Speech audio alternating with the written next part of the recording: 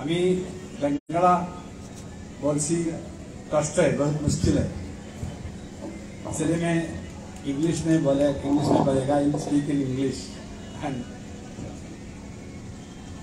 N Balagopal उनी माननीय अर्थमंत्री केराला सरकार आपनादेरके अभिवादन जानालेन, आपनादेरके तिनि शुभेच्छा ज्ञापन करलेन, अभिनंदन ज्ञापन करलेन।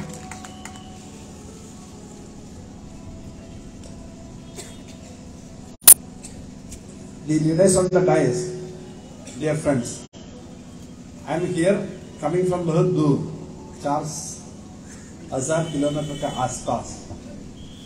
केरल का, इंडिया का एक कोने से इधर आया, अगर दूसरा कोने से भाषण लगता है, इसलिए हमारा भाषा भी दूसरा है, हमारा सोशल सिचुएशन भी दूसरा है, बट हमारा मन एक ही है। डेमोक्रेसी के लिए, राज्यरक्षा के लिए, डेवलपमेंट के लिए, कॉन्स्टिट्यूशन प्रोटेक्शन के लिए हम एक ही है, इसलिए मैं इधर है। अनेक दूरे तार अवस्थान, ता सत्त्वेও गणतंत्रेर प्रश्ने, संविधानेर प्रश्ने, अर्थनीतिर प्रश्ने, मतादर्शगत प्रश्ने साजुज्य हয়েছে उनाদের संगे आमाদের, সেই জন্যে তিনি আমাদের মাঝে উপস্থিত হয়েছেন আপনাদের সঙ্গে ভাব বিনিময়, মত বিনিময় করার জন্য। We are sitting here near to the statue of Netaji, Netaji Subhash Chandra Bose Square. Netaji, he fought for the freedom of the country, and the people in this country fought a heroic struggle in the past. हमारा democracy के लिए, Indian freedom के लिए। But after 75 years of our independence, now India is facing some severe threat, mainly to the values of the constitution. संविधान का बारे में बहुत difficulties आता है, and our democracy, freedom of speech, free opinion making, free elections, everything is affected. Our secularism, our brother, our friendship, everything is affected. That is why a united struggle, united movement is needed. सभी सबका दोस्ती चाहिए हमारा देश का protection के लिए, इसलिए हम टुगेदर इधर है। हमारा राज्य में भाजपा का गवर्नमेंट क्या क्या प्रॉब्लम बनाया आपको मालूम है, त्रिपुरा के अंदर भी आपको मालूम है, इसलिए हम इधर ये चुनाव में डेमोक्रेटिक फोर्सेस का, प्रोग्रेसिव फोर्सेस का लड़ाई हम करता है। ये जीतने के लिए हम ये स्टेट का अभी गवर्नमेंट का स्टाइल बदल करने के लिए हम लड़ाई करता है। এই দেশের শ্রেষ্ঠ দেশপ্রেমী নেতাজি সুভাষচন্দ্র বসুর পাদদেশে আমরা সম্মিলিত হয়েছি। এমন এক ব্যক্তিত্ব নেতাজি সুভাষচন্দ্র বসু, যিনি সারা ভারতবর্ষকে নিজের ভাবতেন, নিজের আত্মীয় ভাবতেন।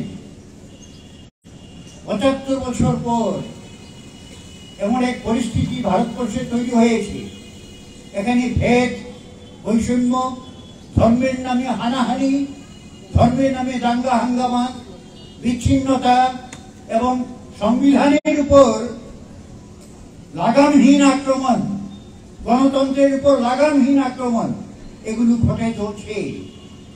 এর বিরুদ্ধে, এর প্রতিবাদে আমরা যারা সমমনোভাবাপন্ন, আমরা যারা ধর্মনিরপেক্ষ শক্তি, ধর্মনিরপেক্ষ মানুষ, ধর্মনিরপেক্ষ দলসমূহ, আমাদের ঐক্যবদ্ধ হওয়ার প্রয়োজন দাঁড়িয়েছে, প্রয়োজন দেখা দিয়েছে।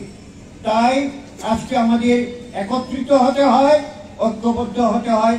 ঐক্যবদ্ধ হয়ে আমাদের এই দুর্নীতিগ্রস্ত, এই আদর্শচ্যুত, আমাদের সংবিধান বিরোধী, গণতন্ত্র বিরোধী যে বা যারা শক্তি আজকে ক্ষমতাসীন, তাদের বিরুদ্ধে আমাদের সক্রিয় এবং সগর্জ ভূমিকা পালন করতে হয়।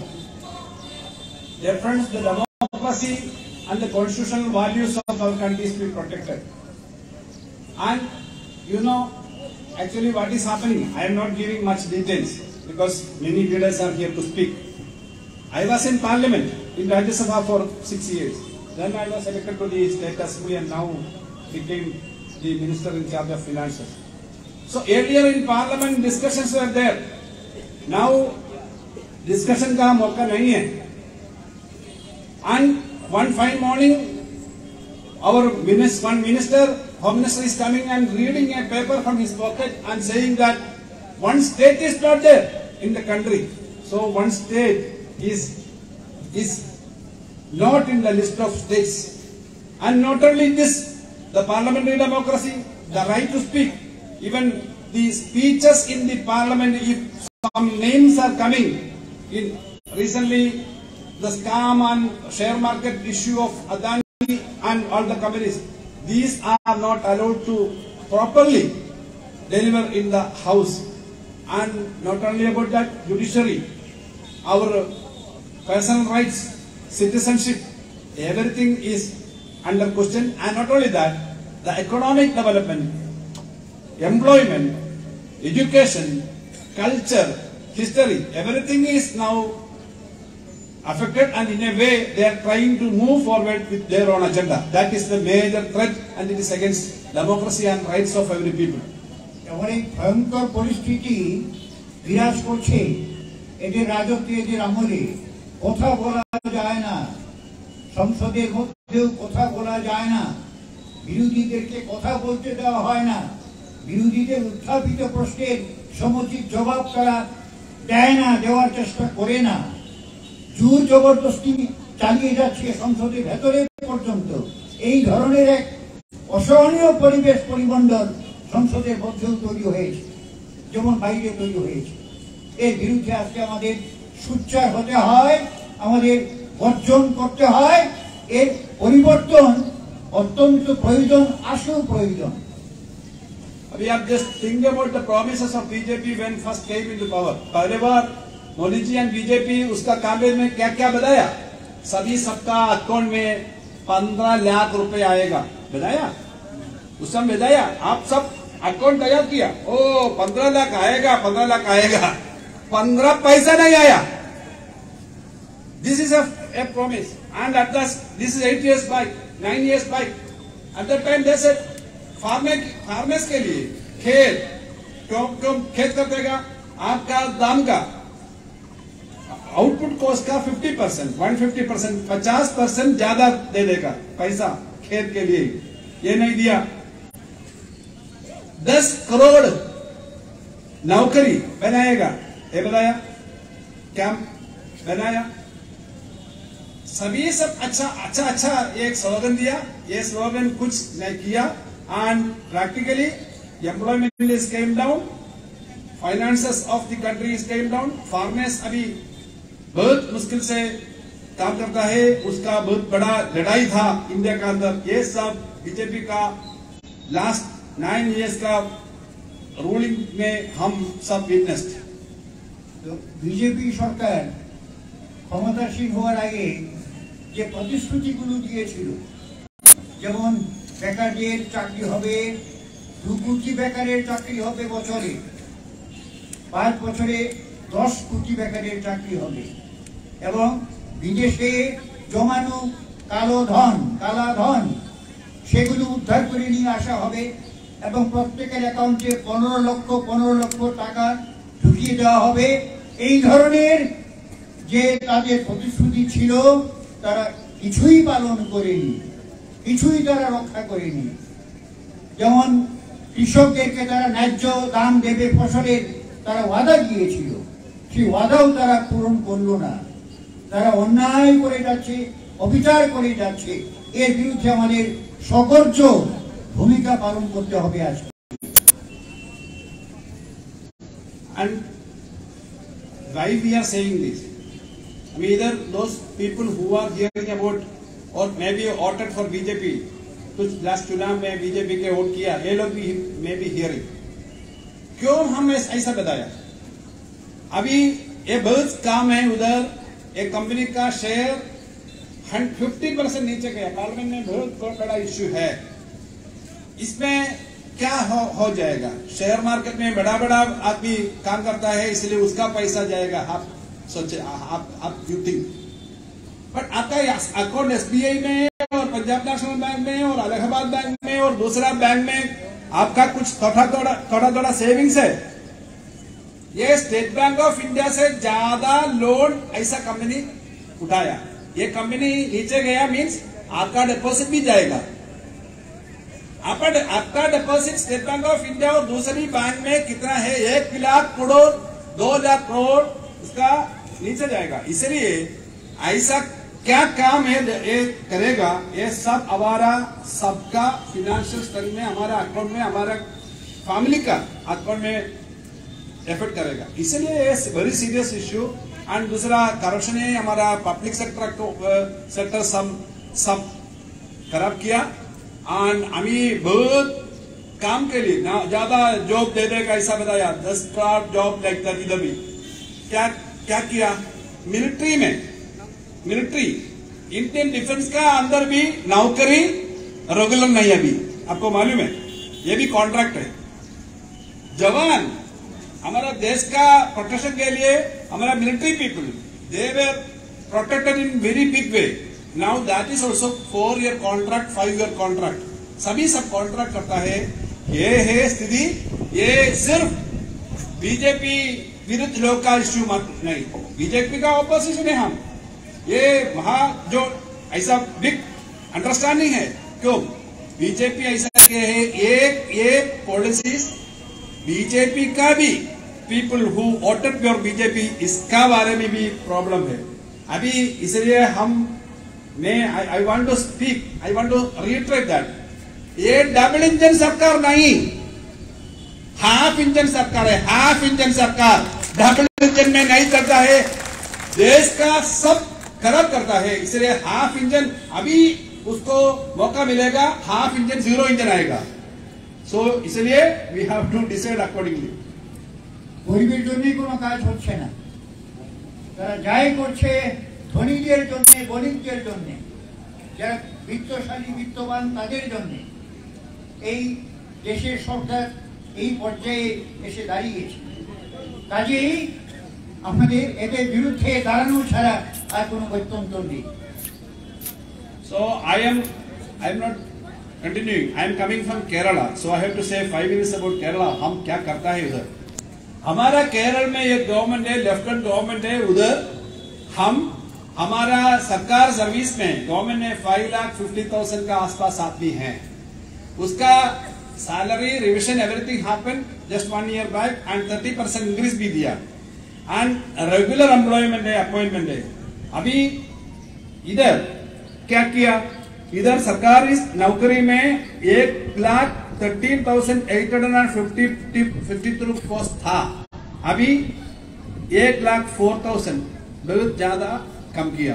टीचर्स का बारे में 50,382 था, 50,000 का ज्यादा, अभी 33,882, इतना एम्प्लॉयमेंट कम किया।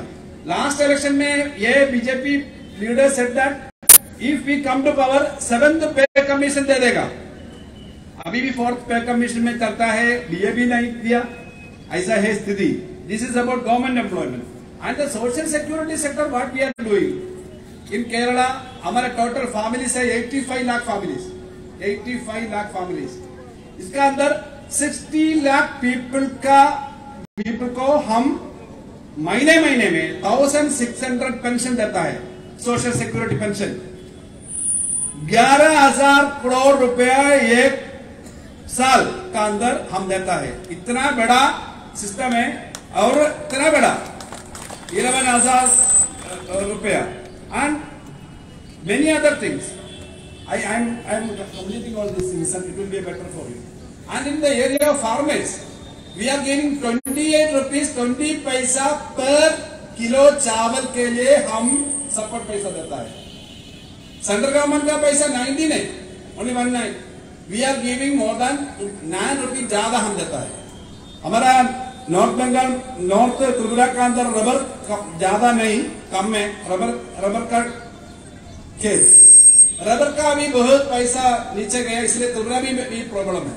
हम क्या करता है, ये बजट में बजट का अंदर 600 करोड़ रुपीस फार्मर्स के लिए बेस प्राइस देने के लिए दिया, 1 किलो के लिए 170 रुपीज हम दे देगा, सब्सिडी भी दे देगा। इसलिए फार्मर्स के लिए, खेत वर्कर्स के लिए, रिटायर्ड पीपल के लिए, डिफरेंटली एबल के लिए, ओल्ड पीपल के लिए और फार्मर्स के लिए सभी जगह हम देता है।